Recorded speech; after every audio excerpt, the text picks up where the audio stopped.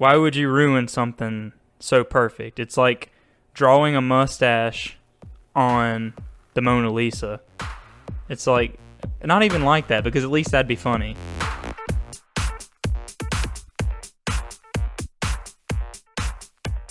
You've heard a sneak peek, and you've heard some swagalicious music. So, welcome to the Squad Life Podcast, fellow Squadians. My name is Brandon Ward. You can follow me on Twitter at Brandon_Ward13, or you can find me on Facebook. And sitting right across from me, I've got... Yeah, it's me, Cody Lewis. You can follow me on Facebook. It's just Cody Lewis. Also on Instagram, Cody_AA_RON. I don't really use Instagram that much, but if you follow me, I will most likely follow you back. And then joining us remotely via Skype, because I'm still recovering from some sinus issues. It's your boy Camper. Go ahead and, once again, if you haven't already, follow me on Twitter, at CamperCober. That's CamperKober, all one word. Same name for Instagram as well.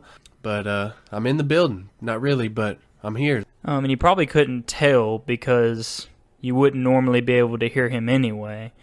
But Jake Lee is absent from us today. He and his family are in Washington, D.C., or at least on their way. So he will not be here with us tonight. So you can leave that radio volume or your phone volume just right where it is because you will not need to adjust it. Sadly, there will be a little less spice in the podcast. But anyway, how have you guys been this past week? Well, my week's been pretty good. So as I mentioned the last podcast, my last day at the hospital was actually the last time we recorded, and this whole week has been pretty chill. I got to sleep in a few days, catch up on some sleep, was able to go to the gym in the morning rather than in the evening, which was a good change, a good change of scenery. I also have been packing the last 2 or 3 days, getting ready for the big move to Jackson, Mississippi. But other than that, just a normal week in the life of Cody. What about you, Camp? Well, as I said earlier, still kind of recovering from some of this sinus stuff. I lived my whole life thinking that I didn't have any allergies, but went to the store to go get some medicine today because it just won't go away. And on the medicine, it lists all the symptoms, The allergy medicine was the one that had all of my symptoms listed. And so I said, oh, maybe I do have allergies. Still don't know, but if I sound sick, that's why. I'm taking as much as I can. I'll probably sleep pretty good tonight. Boy, not a busy week, I guess. Edited our last podcast for a good amount of 3 days because there's some technical difficulties, but hopefully this one will go by a little bit sooner, or I guess a little bit quicker. Other than that, yeah, just watching some good basketball and some good hockey games. That's cool. And as for me this week, I felt some hurt from me going to see Guardians of the Galaxy without you guys. So I made amends, and we all three went to go see it Tuesday. And as I talked to y'all afterward, both of y'all enjoyed it thoroughly. Oh yes. And then this week has just been filled with being a dad and getting back out in the gym and working out with Cody before he moves, trying to get that last bit of time with him. So that's pretty much what my week has been like. Speaking of Cody, we're going to go ahead and move into the first major topic. So what you got for us this week? Yeah, I'm hoping this will be pretty interesting. I find it interesting just because I am a nerd and I like the whole science aspect of this particular topic. And these things have been all over Facebook and the interweb recently. Kids have them, adults are buying them now, and it's the notorious fidget spinner. Well, and just to kind of open up the discussion, what do y'all think the big deal with these things is? Like, why are these things so popular? Why do I think they are popular? Well, they're actually a pretty cool idea. They're actually not the only fidget toy out there, but created with the purpose of kind of giving some ADHD kids a little distraction so that they can pay attention when the teacher's talking or whatever. The fidget spinner isn't the only one, but I would say by far it is the coolest. I have owned one within the past 2 months. I did lose it though. Not sure where it is. So, Oh wow. but just having the thing spinning in your hands is actually a pretty cool feeling, and you don't need to be ADHD to enjoy it. So I think that's why it blew up. I got you. Brandon, what are your thoughts? I don't know. It may just be because I've never really played around with one. I really don't see the point. I believe that God gave us some old-fashioned fidget spinners, and that's our legs. That's what I do whenever I'm getting fidgety is I just shake my leg. But like I said, I haven't ever fooled around with one, so I don't know a whole bunch about them. Just know that they're going crazy. I know Camper owns one. That's it. Right. Well, according to Camper, he used to own one. Now he lost it. Yes. But, I'm glad you mentioned the fact that we have, quote unquote fidget spinners in our legs, the legs being the fidget spinner. I just wanted to bring up a point, fidget spinners, I guess, are good for those who do have ADHD or who have a problem focusing on things.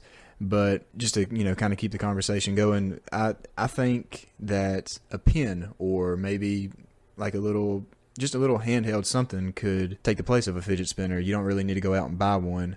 I do believe that fidget spinners will be an Olympic sport. It's just one of those things that everybody's doing, and they're going to try to make something a lot bigger out of it than it really is. I can see that. And I can also see the issue with them in schools and stuff. I mean, even somebody who's playing with their pen, that can be somewhat distracting. Oh, yes. Right. And we've already mentioned that Camper has bought one in the past. You haven't bought one yet, Brandon? No, and I don't really plan to. Like I said, I've used my leg, I use my pen, I use, just other things. I don't see the point of trying. I don't even think I could master it. For same. clarification's sake, I only bought it because I could get it for like $5, and I know some people might be able to get them cheaper, but I would not have paid $10 or more for it. Oh no, absolutely Well, not. it's good because you lost it. True. So what did drive you to buy one, Camper? Well, I would say that multiple people had them when I decided to put the money down for it. My middleman actually delayed in getting me it, but I put the money down for it, all $5 actually, all at once, if you can believe that. But by the time I got it, it was already, a big deal within the schools, and I think they'd already banned them by then. And so by the time I got it, the craze was over. I still got to enjoy it a little bit, but I thought not very many people had them when I did buy it.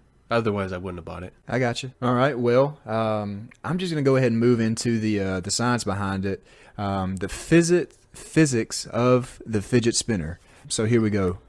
Just, for those of you who may not know exactly what a fidget spinner is, and I'm kind of surprised if there are any people out there who don't know about these things yet.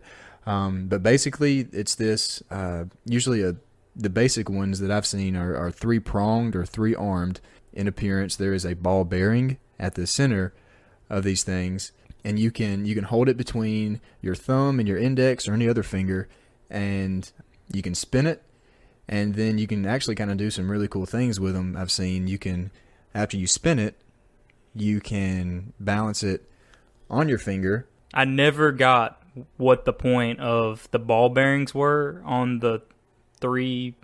Yeah, I don't either. But would it not be for like the momentum? Maybe the bearings keep it going. Maybe, or maybe just to add extra weight to the outside of it. I don't know either. I don't know. When I first saw it, I was like, "Well, that's stupid." Well, I kind of think the whole thing is stupid. Just how popular they've gotten. But kind of moving on, and these things can be balanced on your finger or your nose or your forehead because it's kind of acts like a gyroscope. If you don't know what a gyroscope is, they are things that, how do I put this? They kind of help devices stay upright. Think of like vehicles, these hoverboards, Swagtrons, I believe they're called. They have gyroscopic devices in them that keep them upright when you're riding on them. Because think about it, anything on just two wheels is going to be unstable. But with the help of these gyroscopes, they are able to stay upright when you're riding them. So now let's dive into the actual physics of the toy itself, what's happening on the inside. So these things behave in accordance to Newton's first law of motion, also called the law of inertia. and it says that an object at rest will stay at rest, and an object in motion will stay in motion with the same speed and the same direction unless acted upon by an outside force. And with, the fidget spinner being still between your fingers, we all know that to get it spinning, you have to kind of flick it, or however else you get it spinning. I think you could probably blow on it and it would spin a little bit, but these are all forces that come from outside of the toy itself. Again, these forces are outside of the object itself. It has to be imparted to the fidget spinner. And once you do set this thing into a spinning motion, it has something called angular motion, and it's the motion of a body about or around a fixed point or fixed axis. And that definition of angular motion comes from thefreedictionary.com. Was it free? It was free. Okay. It was free information. And but moving on, so this motion is achieved by the ball bearing at the center of the spinner. And in case you don't know what a ball bearing is or how that's made up, so you have this circular casing, and inside the casing are little metal balls, and that's how they get to the name ball bearing. But these things spin inside the casing, giving whatever this ball bearing is attached to this angular motion. And in a perfect world, this spinner would spin endlessly, but there is a force that causes the spinner to slow down and eventually stop, which is friction.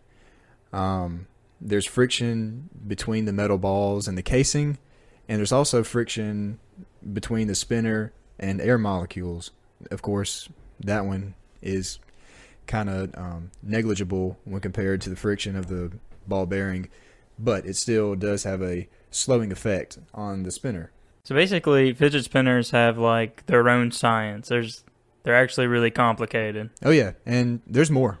And because these spinners, like I said, act as gyroscopes, they like to remain in the same plane in which the angular motion or the spin was imparted to them. So in other words, if you spin this spinner horizontally, it tends to stay horizontal. Same for vertically and every angle in between. And you can feel this tendency to want to stay in the same plane if you say you spin it in a horizontal plane, just, parallel to the ground. If you were to tilt it up vertically, you would feel almost like a force wanting to pull it back down towards the ground, or you'd feel the weight of it. In fact, this is why motorcycles are more stable at higher speeds as opposed to stopped, because the angular motion of the vertical wheels leads the motorcycle to want to stay vertical. And as we all know, a motorcycle or even a bicycle would have to be propped on a pole or the kickstand for it to stay up when it stopped. So yeah, that's just a brief lesson in the physics of the popular fidget spinners. Very complicated. Questions, comments? This is something that I've had explained to me. I think there's two different ways of inertia. Is that correct? Or two different types of inertia?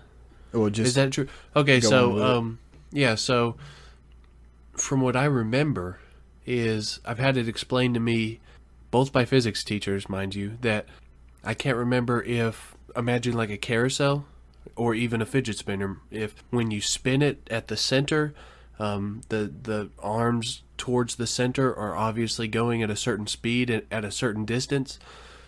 What about the arms the farther out it goes? Of course, it's not a huge difference on a fidget spinner, a little bit bigger for a carousel. Is the weights at the end of the fidget spinner, is it traveling faster because it's covering up a larger distance, or can you answer that? I could try to take a stab at it. I would think that the farthest point on the arm is moving at the same speed as the closest part of the arm closest to the bearing, because it's a solid, rigid structure. Mm-hmm. So I would say the whole thing is moving at the same speed. So the obvious question is, and I think this is where the two types of inertia come in, or it might be two different ways of calculating it, but how is the extended portion traveling at a higher distance than the shorter one at the same speed? I'm getting some confused looks here. So let's put two circles. Let's put a fidget spinner on the table. Put two circles, one at the base of each arm, right, kind of going around the section where your thumb and your index finger are, and then extend another circle out to the length of each arm. So in your head, you've got two different circles with a fidget spinner on top of both. Are the circles the same size? Obviously, one is bigger, right? Right. I would say the one on the outer perimeter is bigger. So aren't portions of the fidget spinner traveling a longer distance than other portions? I don't know. I We need to get a fidget spinner expert to answer that. We need to bring somebody on the show or something. Yeah. They're like I said, this is probably going to blow up something big. They probably have fidget spinner experts. If fractals have foundations, fidget spinners probably definitely have people that are like doctorate degree level in them. Well, you know, it's funny that you say that because I did find a website called gyroscopes.org. Oh, God. And we all know what .org means. Oh, man. So I'm sure there's a way you can support gyroscopes. You could make a weekend out of this. Like Saturday, go look at some fractals. Sunday, go hang out with the organization of fidget spinners. That's right. Like I said, they probably have competitions or something. They probably do. I'm looking at an article right now that says that they actually had to confiscate over 200,000 because they didn't pass safety regulations with the EU. The title of the article is that I lost the title of it.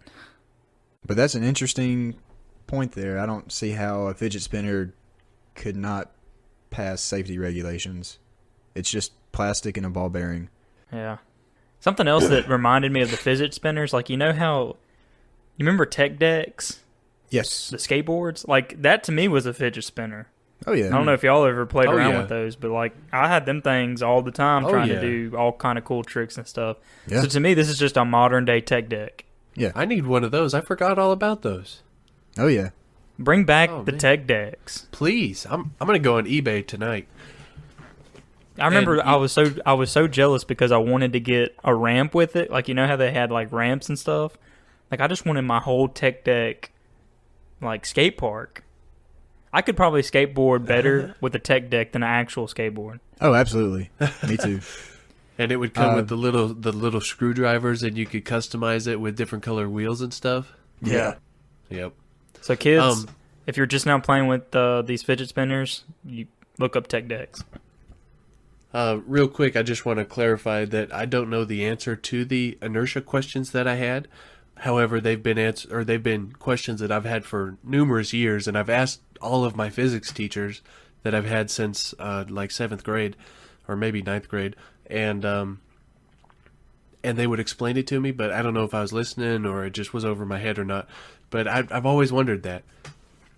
But I don't have an answer, in short. So, Well, the thing about inertia, from what I understand, so the main example that I've heard in years past is imagine you're in a car, and let's just say you're the passenger in a car. You're not even driving because you can kind of anticipate a curve if you're driving.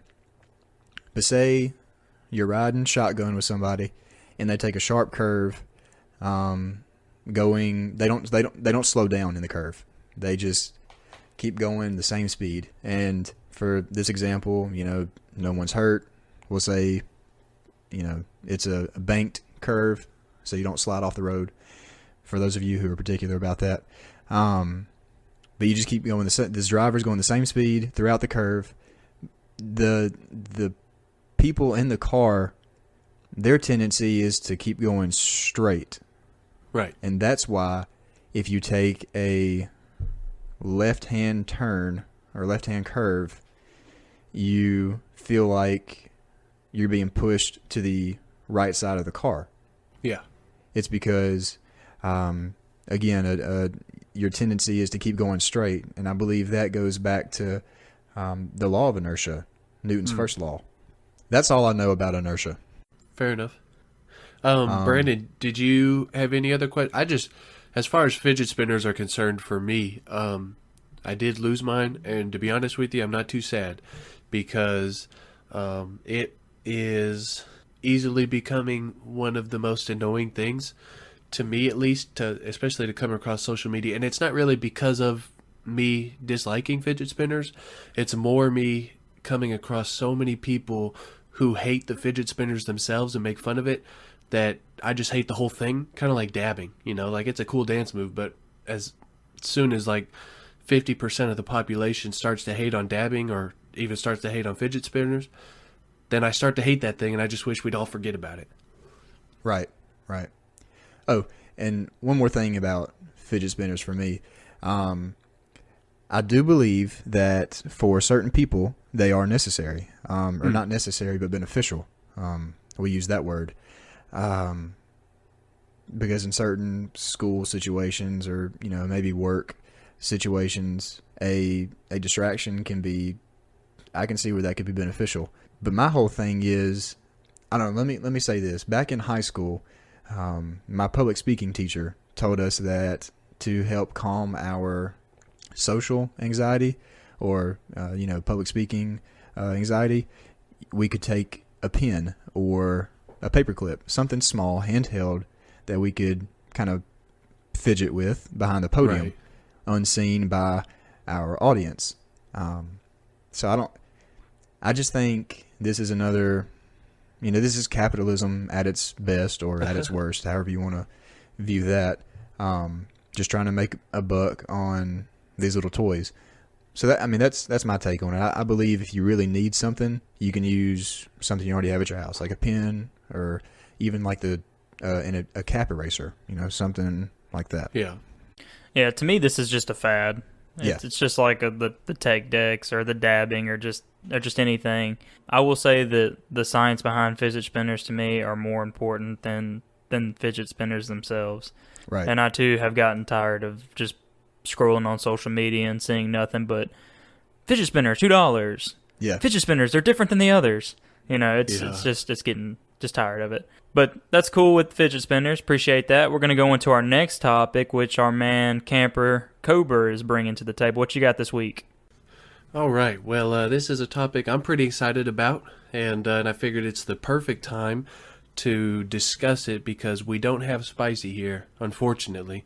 I'm not saying that is the perfect scenario, but I figured it's a pretty good topic to bring to the table when he's not here, because if you've listened to any of our previous shows, then you know that he has never watched any Star Wars movies. So in honor of his absence, I figured it would be best to talk about the upcoming Star Wars film and kind of discuss the trailer and our speculations for what we'll see come December, and maybe even dig into what we'll see when Episode 9 comes. But just want to point out that actually I found out on Twitter yesterday that this whole year that Star Wars they've been celebrating their 40th anniversary, but 40 years from yesterday, they dropped their first trailer for A New Hope, or what would later be known as The New Hope. When it dropped, it was actually just Star Wars.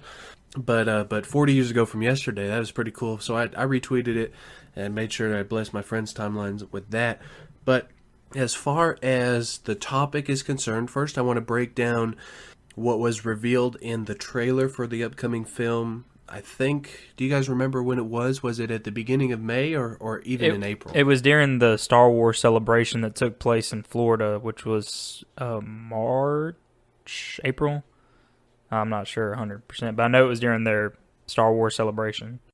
Right, so somewhere about a month, maybe a month and a half ago, they revealed this this trailer, and we got a first look at what to expect in the upcoming film. But I want to break it down, and then I want to kind of speculate with you guys on what we should expect from the next episode. If you haven't watched Star Wars yet, this will probably go over your head. If you haven't watched the 7th episode yet, but you've seen the previous first 6, some of this will make sense. Most of it won't, but if you're caught up like us and you're a normal person and you've seen all 7, then you should be able to at least appreciate our discussion. I would like to let you know that we're not going to be spoiling anything for you if you haven't seen it yet.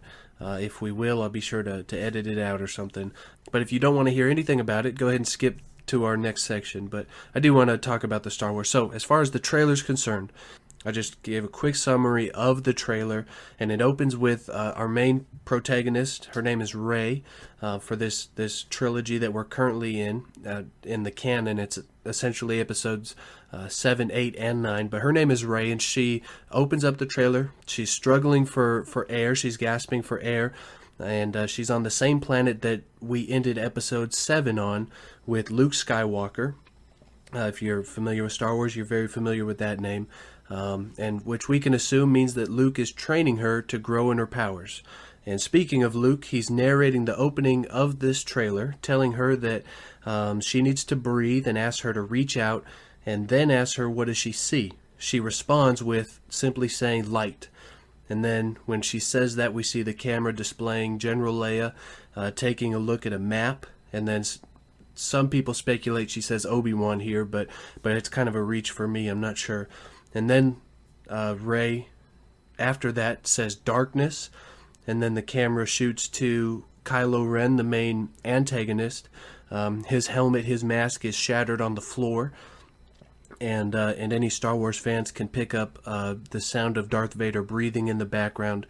And then it transitions quickly to show a bookshelf with 10 or so books on it. The background looks to be, some people are speculating, almost a tree or kind of a majestic or a fictional looking tree.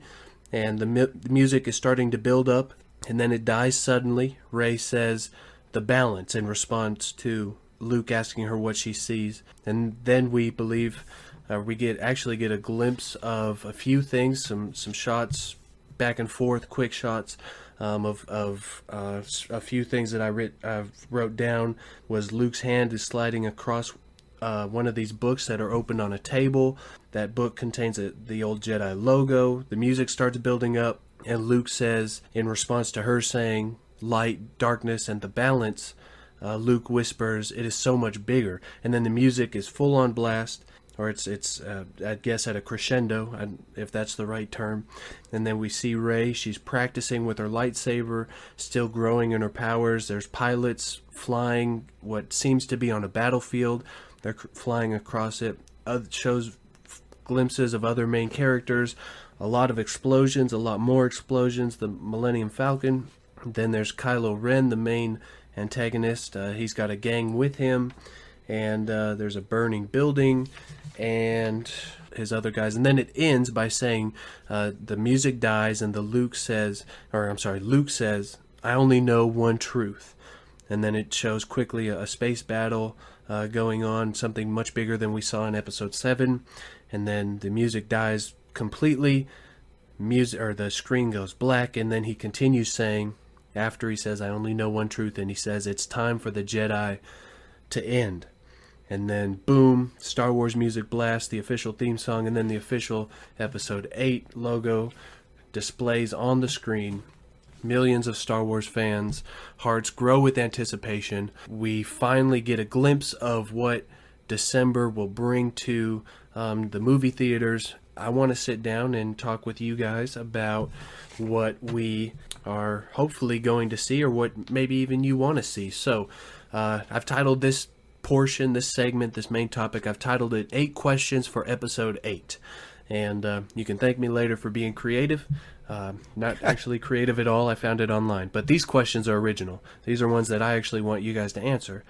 The first one will ask Brandon first. All I've written down is Snoke. And there's a few questions tied into this. Do you think we'll see, very quickly, tell me, do you think we'll see or get an explanation of his background in Episode 8? Just from the article I read today, we're not. I'm pretty sure that there will be very limited with Snoke, just kind of following the structure of the old trilogy. You didn't see a lot of the Emperor until the last one, so I'm going to go ahead and say you will continue to be teased by who and what Snoke is, and will not find out until Episode 9. What about you, Cody? I will also go along with that. I don't know, we already know that he is obviously working something behind the scenes on the side of evil or, the dark side. But I'm going to have to agree with Brandon that we probably will not find out exactly who Snoke is until episode 9. Okay, so give me the shortest answer that you can. Do you think that Snoke, Brandon, is a character that we've already experienced or even had explained in the previous 7 films, or 6 really, or is he a completely new character? I'm gonna say he's probably gonna be a different character. But I would not just go off of the films. They've also kind of explained a little bit about Snoke in the books that are canon. So he may have been introduced in those books, but Okay. Cody, anything to add on Snoke? No. But as far as being a new character or a character previously seen, I would also say probably a new character. Okay. Let's jump into the next antagonist, really our main one, although he's Snoke's, I would call him Snoke's apprentice. Let's talk about Kylo Ren. Do you think that, let's see, I've got a few questions here. Let's focus in on, do you think that we'll get to understand a little bit more about Kylo and why he went to the dark side? Because that really wasn't explained when episode 7 just came up.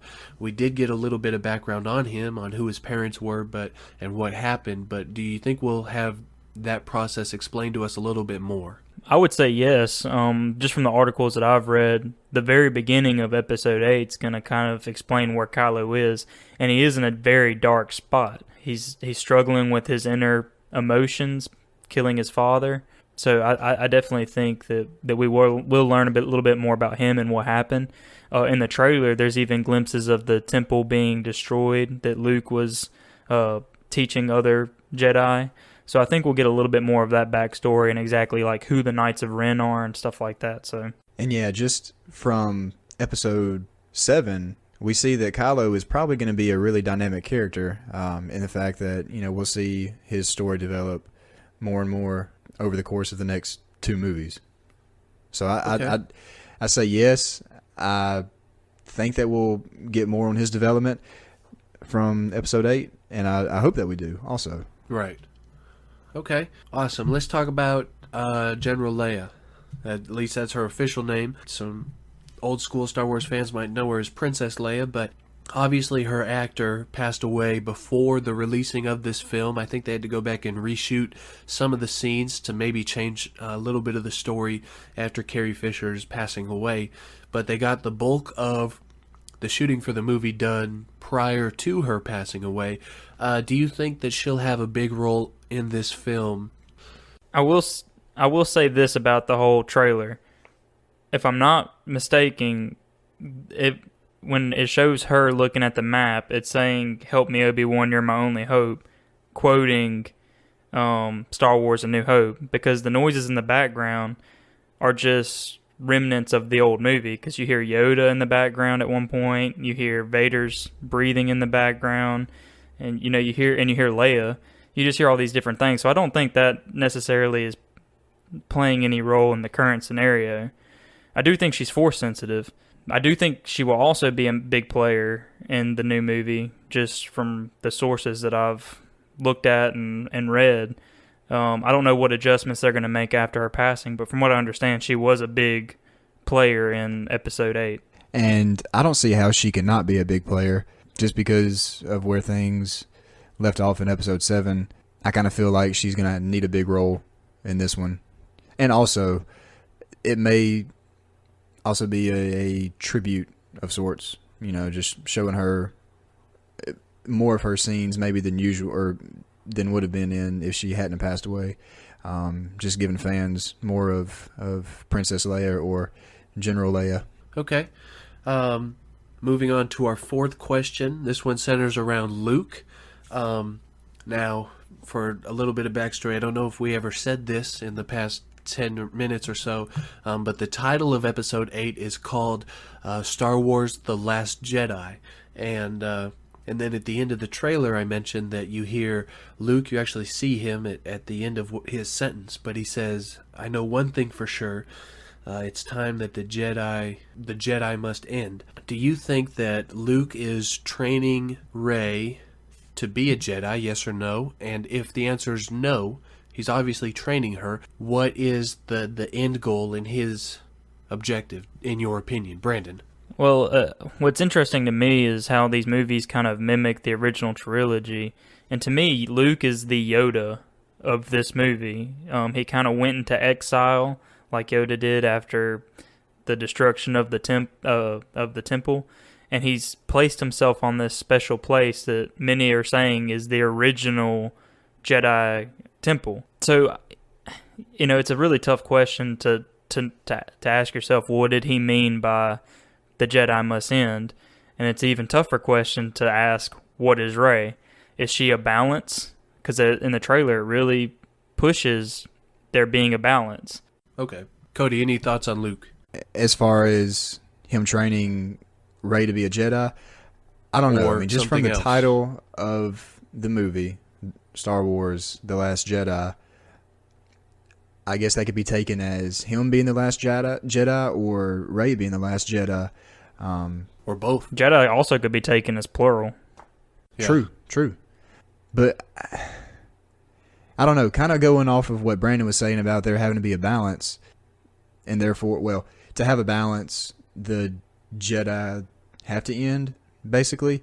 I can see where, the Jedi represent the light side of the Force, and of course, you have the dark side with the Siths.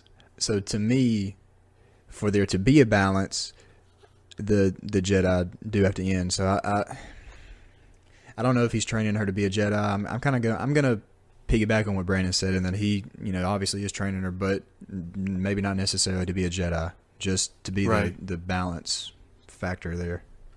Yeah, and I won't interject on all of these. I find this one to be the most interesting topic, my biggest question heading into this film, because the videos or the articles that I've watched and read, they all focus in on, or at least for a main portion of their focus when looking at the trailer and examining it, they always point out the fact of those books in the middle of the trailer that are sitting on a bookshelf that's plastered upon what looks to be a tree, and there's speculations on what that tree might be, but my attention is on the books, and the fact that when Luke is shown with his hand running across one of the pages, one YouTuber pointed out the fact that this is the first time that we see paper in the Star Wars universe.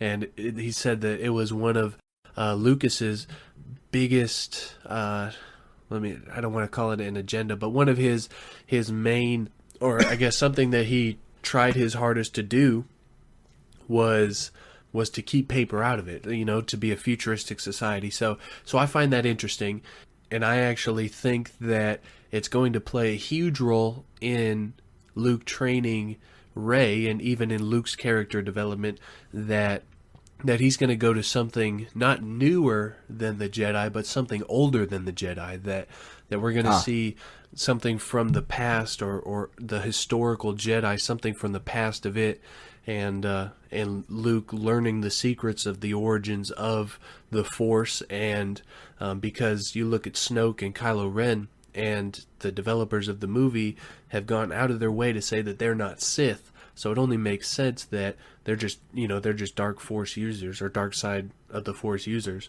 It just makes sense that Luke and Rey, look to something other than the Jedi to balance that out. And I think we'll see Rey kind of struggle with learning all of that. Speaking of Rey, she is the next question that I have. Do you think that we'll get a little bit more backstory on her? Because the episode 7 just kind of opened up with, just her being a scavenger. Not a whole lot of backstory there. Somehow she is a Force-sensitive being, and she ends up finding Luke Skywalker. Is her heritage important, and do you think we'll find out who her parents are?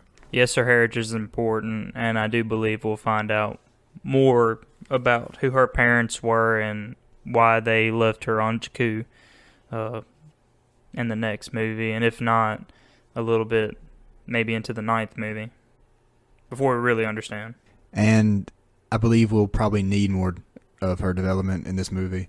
I can see where they're may want to save some for the ninth movie, but I mean, I feel like we need more background and history on Rey.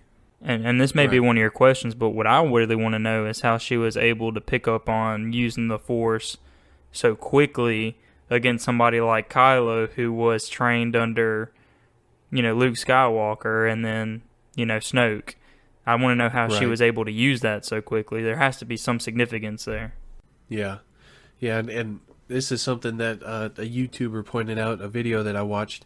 It just points out the significance of the lightsaber that Rey uses, which, if you've watched the original first three movies, or even just the original Star Wars, the first one that came out back in '77, the lightsaber that Rey is using is actually Anakin's lightsaber from the prequels, and that Luke actually used in the original. And I think with that is just such a powerful part of the Force that she was able to pick it up quickly, but I think we'll see a lot of fine-tuning there with her training with Luke. The sixth topic, I just got the Jedi. We kind of covered it. What do you think the future is of Luke and Rey, and do you think that they'll continue to train more Force-sensitive users, even if they aren't Jedi, after these three, or really after Episode 9? And I really don't know. I'm really interested to see what direction the saga, that goes. Does it go past episode 9? Right now it's not. But, how do they cap it off? Because in my opinion, they capped it off perfect in episode 6. So I'm interested myself to see where it goes. And I'm just going to be honest, I really don't know. You would think, if I may be mistaken, but, and I probably am, so I'm not even going to say that actually. If there's a balance after episode 9, then there may be no need to train those who are Force sensitive. I mean, they may still be out there, but the Force in Star Wars is this kind of mysterious thing that kind of, doesn't it choose people? Yeah, and here's my thing. It's like, if you do balance the Force in episode 9, what's going to prevent it from being unbalanced again? I mean, that was the issue I had with continuing these movies after episode 6, was the Force was balanced, and then somehow it got unbalanced. And this may be a way of putting another cap on it, like you were saying. I don't know, but if the Force is balanced, then there may be no other, children born that are Force sensitive. So I don't know, that I feel like they could go a lot of directions with that. And being a big franchise like Star Wars, they may try to capitalize on it and make another trilogy. I don't know. Man, I really wish they would mention the prequels a lot more. They've really just kind of stuck to the original 3. The only thing you're really seeing outside of that is the original lightsaber of Anakin Skywalker, and even that was in A New Hope. So there's a lot that I want addressed, because they haven't mentioned the Chosen One or anything like that, which I think avoiding that is a missed opportunity. That's just my opinion. Yeah. To really connect it all. Yeah, and that's a huge hope of mine is that with our lack of answers in episode 7, I think that was as intentional as, I mean, when they entered into that design, I think they wanted us to leave with more questions than going into it. But hopefully we do get some answers here with episode 8 instead of just leaving it for episode 9. Real quickly, Cody, are there any major deaths in episode 8? In episode 8, I would say no. Just gonna leave it at that. Brandon? I'm gonna say yes. I wouldn't say it's gonna be a huge character, but I am interested to see what they do with Carrie Fisher. So I'm gonna just leave it open and say yes. Okay. I mean, it makes the most sense because, Carrie Fisher did unfortunately pass away. So it would be very interesting if they didn't choose to do that, to have her character continue on in the series. Last question, just something that I find very interesting. There have been rumors about certain Force ghosts. For those of you not familiar with the show, essentially past characters from past movies can show up throughout the different Star Wars movies, almost as a ghost or almost as a spirit by means of the capital F Force, and they can teach, they can inform, they can train other Force users as well. Do you think that we will see Force ghosts in Episode 8, and who? I really, really hope so.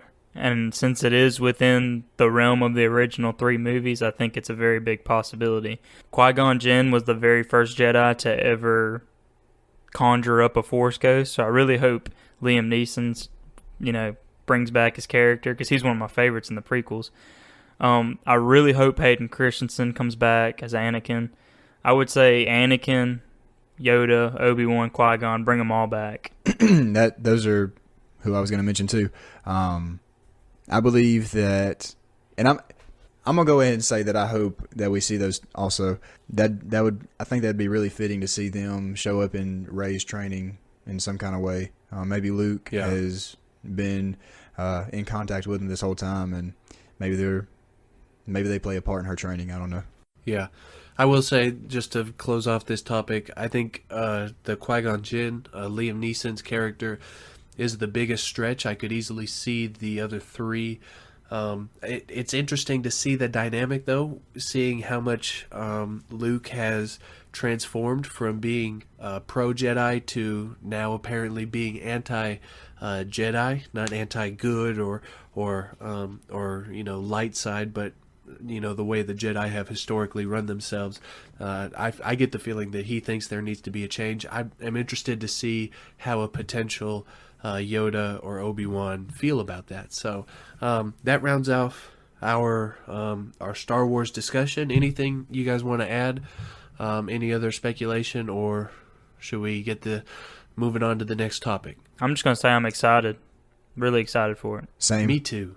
All right, well, that rounds up our 2 major topics. So now that we've covered our first 2 topics, we're going to move into our individual segments, starting with you, Superman. All right, well, as you as our listeners know, this would be where I recount something awkward or embarrassing that happened to me during the week. But unfortunately for y'all, and thankfully for me, for some reason, nothing awkward really happened to me this week. But I will say that, I like I mentioned earlier, I've been packing for the big move to Jackson. And for those of you who have moved to different locations before, I'm sure y'all experienced this. You think to yourself, no, I don't have that much to pack up and move. This will be really easy. But then come to find out, you really do have a lot to move, and you're having to figure out a whole lot more logistics than you thought you would. Well, that has been happening to me. I thought I would have to move a lot of clothes, and that really be it. But it's clothes, a few pieces of furniture, just little stuff here and there, and it's been not more hectic than I thought it would be, but just a lot more work than I thought it would be. So that's all I have to say this week. And normally I do movie reviews, game reviews, but this week I'm going to do something a little different. Earlier this week, it was announced that Zack Snyder, for those who don't know, directed Man of Steel, Batman vs. Superman, and has been directing and working on Justice League. It was announced this week that he was stepping back because his daughter passed away in March after taking her life.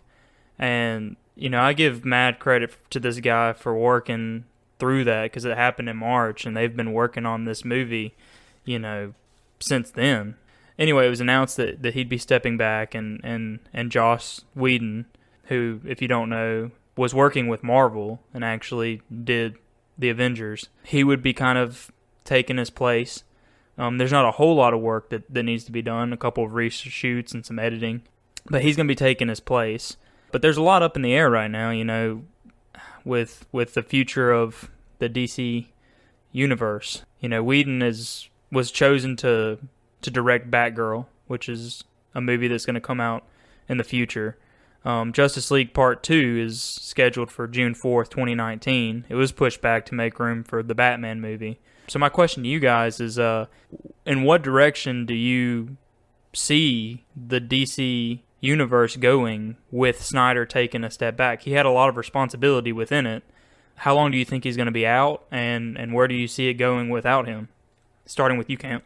Boy, that's a good question. I'd just like to preface first by saying that, I can't ever put myself in his shoes. What his and his family went through. The article that I read said that that they tried to keep the events after his daughter's suicide up until now as much of a private matter as possible. But obviously, it just had to come out now that he had to step away and let Joss Whedon really finish it out. Otherwise, he would have kept it a private matter. So mad props to him. I can't ever put myself in that situation. So I wouldn't be able to imagine what I would do. So seeing him and his family's courage through those events is very encouraging. But as far as the DC and its movie universe and its future, I think they'll be just fine. And that's not taking away anything from Snyder and what he's brought to the table. I think Man of Steel was, in fact, it was one of my favorite non-Dark Knight trilogy DC movies. It was a film that I really enjoyed, and I'll definitely miss him. I think he'll be back though, after he's given a good amount of time with his family and this time of grieving. But while he's away, Whedon he'll do a great job. Talk all the time about what a good job he did with the Avengers, and did he do anything else, or was it just the Avengers for Marvel? He kind of took over a bunch of different projects and oversaw a bunch of different projects with Marvel. Okay. Not just the Avengers. Okay. So I think Justice League will be a fantastic hit, as long as, they keep most of the plot line out of the deleted scenes. But, I think that moving forward, they're still in a great position. And yeah, I agree. But first off, of course, condolences to Zach and his family. That's a shame to lose a kid, much less a kid to suicide. But again, I agree. I think the DC cinematic universe will be just fine. I feel like with someone like Joss Whedon, things will go pretty smoothly. I feel like he'll be able to pick up, not the slack, but he'll be able to just move right into this for the rest of this movie. And he's got good experience. Yeah. And again, agreeing with Camper, I think that Zack Snyder will be back after ample time with his family to mourn the loss of his daughter. But yeah, I think we're in a good position with that, and he will be back. Yeah, I agree with both of y'all. And it's not just Zack Snyder that's taken a step back. His wife Deborah works with him on all of his projects.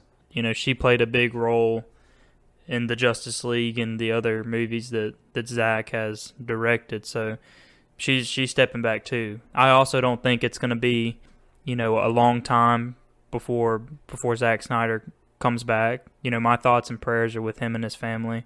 But, I believe the future is still bright. We've got Wonder Woman coming out June 2nd.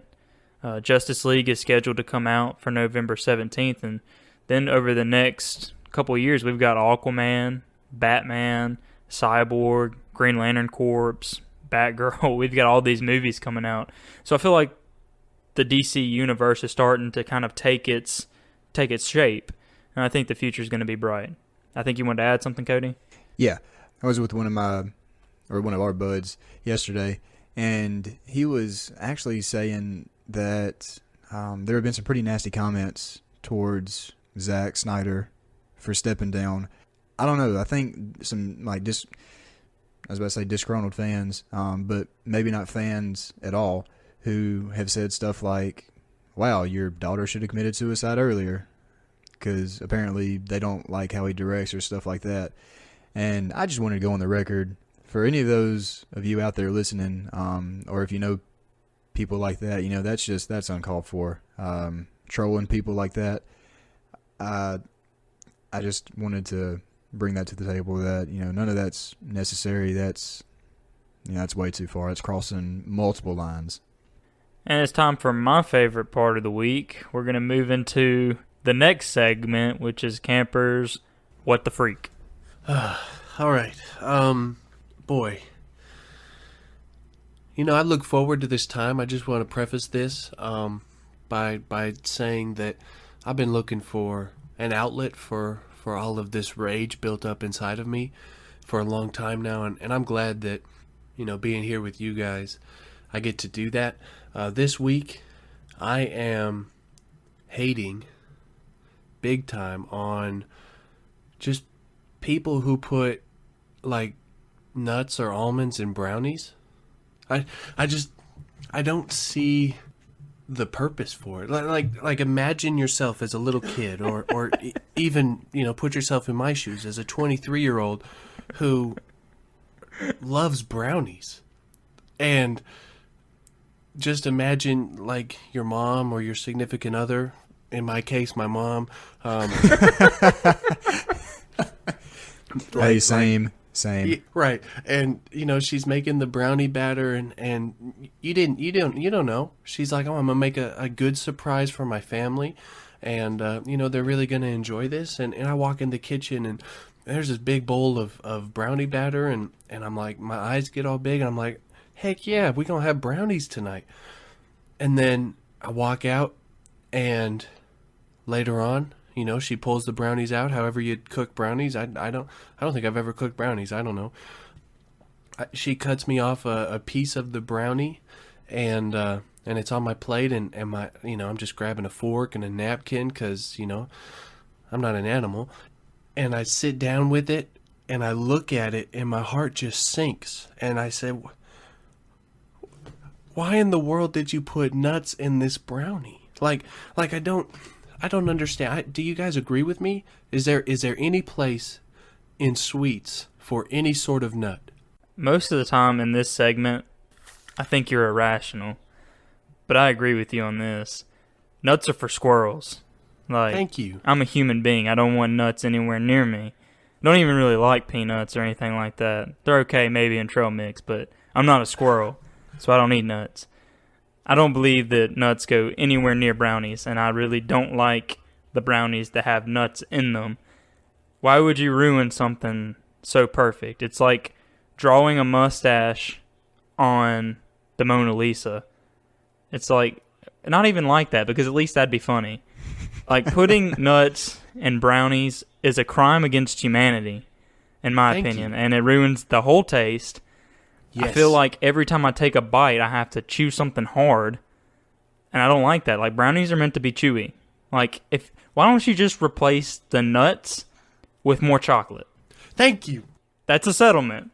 Like, I don't see the purpose, the need for nuts and brownies, so I cannot stress how much I agree with you on this, and I'm very excited that I actually agree with you on this. I feel like we're going to be severely disappointed from Cody's answer. You probably will, because I will say this. I used to be of the same mindset when I was younger. Exactly what you described, Camper. I was, if brownies were being made, well, I'll say this. My mom, whenever she makes brownies, she does not add any kind of nut to it. She doesn't like that, so she doesn't do it for us either.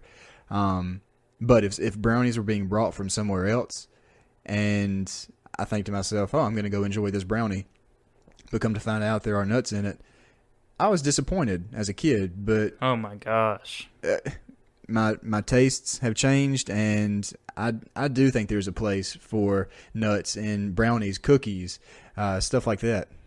Dude, this are you 70? Brownie nuts and brownies is like raisins and cookies. Like, they don't go together. I love a good oatmeal raisin cookie. Oh my gosh. I'm evaluating our friendship as we speak. I'm kind of missing Jake right now, because I don't know what he would say to this, but I would hope that he would be on my side, so there would be a good 50-50 split. Spicy, we need you to break the tie, the potential tie. Anybody out there listening, are you a human being or are you a squirrel? Tell us, very good question. If you like any sort of peanut, almond, pecan. I do like a good pecan on certain desserts, but there's no place for it in brownies. Don't put that in there. If you like brownies without nuts, tell us. If you don't, then go make you some brownies without nuts, and just don't worry about it, because you need a reality check. If you like your brownies with nuts in them, go find a new podcast. I feel like the people who like Brownies and Nuts are the same people who are playing with fidget spinners as we speak. Well, hold up now, camper. Don't. And have never seen Star Wars. Oh wow. So, Jake Lee may actually like it. I don't know. That's a triple whammy. But for those of you who are listening and do like nuts in your brownies, keep listening to this podcast. Don't heed Camper's suggestion on that one. Keep listening to us because we still have some good stuff to say, hopefully. Hopefully we can bring some ration into your train of thought. So is that the correct way to say that? Or bring some rationale? I don't know. I like to say rationale. There you go. It sounds more fancy. We will bring ration to you. we will bring rations to you where you live in the form of brownies with nuts in them. Yeah, that's it. That's all I have. I'm you know how all right. I feel. Well, it's time to plug something in. What's your plug in for the week, Mr. Lewis? Yeah, after a few minutes trying to think of something, I'm going to plug a YouTube channel by the name of Modern Builds. There's this guy, and I believe his name is Mike Montgomery. He will go out and buy lumber from a lumberyard and make these really cool modern builds, as the name implies. They're kind of, you can, I guess, call them minimalistic in nature, but he really likes to stick to the mid-century modern style, and he's been my inspiration on a few pieces that I've built in the recent past. So I just wanted to plug him and his channel, Mike Montgomery, on Modern Builds. Mike Montgomery sounds like a baseball player or a golfer. He might have played. I don't know. My plug for this week is Mississippi Con, MS Con. It's kind of like the Comic-Con for Mississippi. If you've never gone to one, I encourage you to go to one. It's going June 24th, the weekend of that. I may be wrong. Look it up. But they're going to have some pretty good guests. They're going to have two of the original Power Rangers, Barb from Stranger Things, the original Boba Fett from Star Wars. So there's going to be a lot of really cool guests this year at the Mississippi Con. So check that out. And for my plug this week, I want to plug a movie, one of my favorites. I'm looking at it now. It was actually made, or I guess distributed, in 1979. Steve Martin is the lead role, and it's called The Jerk. If you've never watched it, I'd highly encourage you to do it. The kind of humor you'll find in this is something that I think perfectly describes my sense of humor. But be warned, there is a little bit of adult language in it, so keep that in mind if you plan on watching with some non-adults. But yeah, Steve Martin, The Jerk. That's my plug. And that's actually a good movie. I think it was on last night on a TV channel. I don't think it was a movie channel, HBO or anything, but it was on TV last night. All right, well, that concludes our podcast episode. We've got a couple announcements before we leave. Cody, you got something you want to say? If I'm sure most of y'all have heard us mention our T-shirts that we, and by we I mean primarily Camper. He went beast mode on designing these T-shirts. If you haven't checked them out, go to our website. We do have a link on there to take you to the T-shirts. And if you feel like purchasing one, we would appreciate that. Though that really helps us out in the future.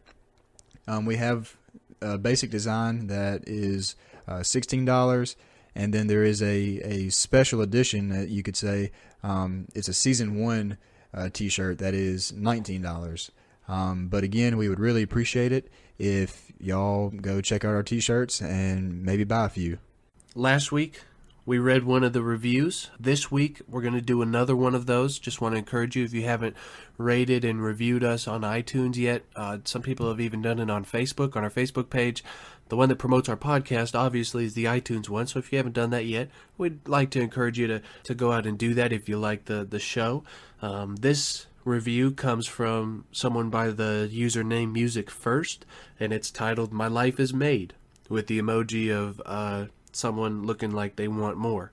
I don't know how to describe this emoji, but this says, "This is what my life was made for. Please make more soon." And thank you, Music First, for leaving us a review. And this goes out to you and anyone else listening. We actually drop a podcast every Tuesday, so be on the lookout for that.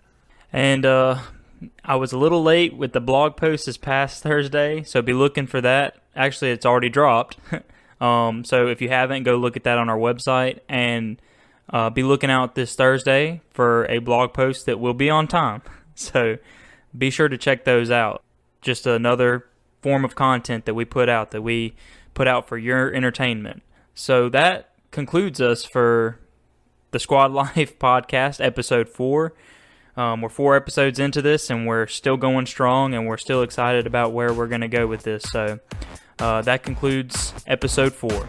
Spicy, hit us with a sign off. See ya. And Camper, that's when you can add is.